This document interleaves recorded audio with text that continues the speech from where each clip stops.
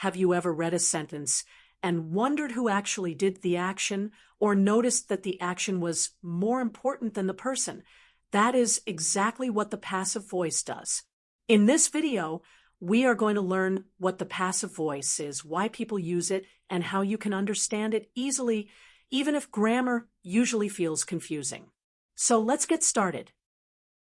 The passive voice is a way of constructing sentences where the focus is on the action or the recipient of the action rather than the doer of the action. In other words, the person or thing that performs the action isn't always the subject of the sentence in passive voice. Sometimes the object of the action becomes the subject. Let's break this down and look at how it works. In active voice, the structure is simple.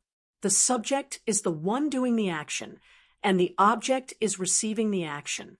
For example, in the sentence, "The chef cooks the meal," the chef is the subject doing the action, and the meal is the object receiving the action.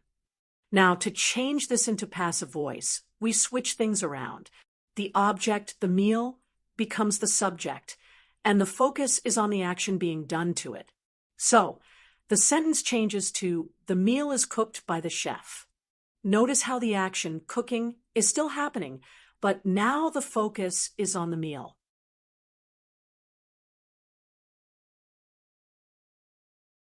The structure of passive voice is simple, but it follows a formula. Here's the basic rule for forming passive voice. Subject plus the verb to be, plus past participle, plus by, plus agent. Let's go step by step. The first thing to know is that we always need the subject, the person or thing receiving the action. Then, we need a form of the verb to be. This is an important part, and the form changes depending on the tense of the sentence. After that, we add the past participle of the main verb. The past participle is the form of the verb that shows the action is completed. Finally, if necessary, we can add the agent, the person or thing doing the action at the end, but that's not always required. First, let's look at the present simple tense. In the active voice, we have the sentence, "The teacher explains the lesson." Here, the teacher is the subject, the one doing the action.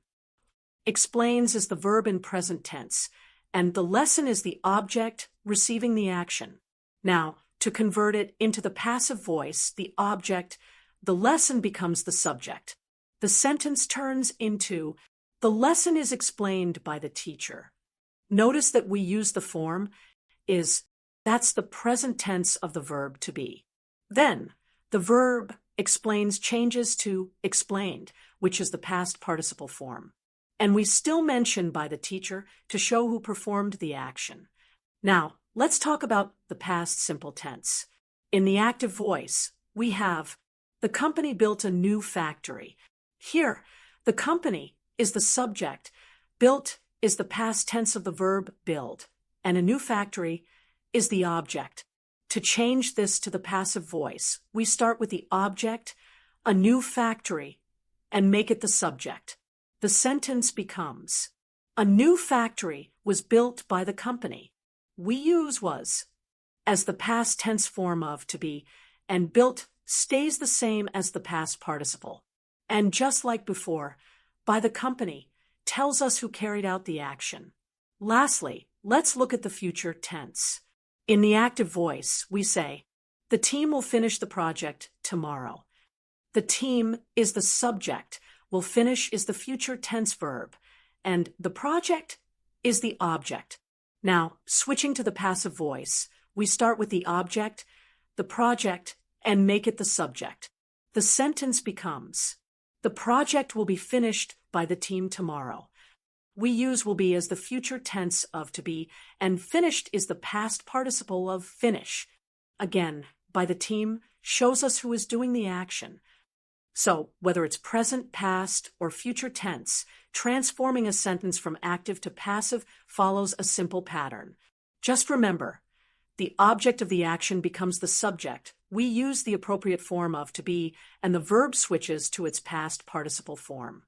And don't forget, you can always leave out by the subject when it's clear who performed the action. Thanks for watching, and keep practicing. And don't forget to subscribe to the channel so you don't miss upcoming videos.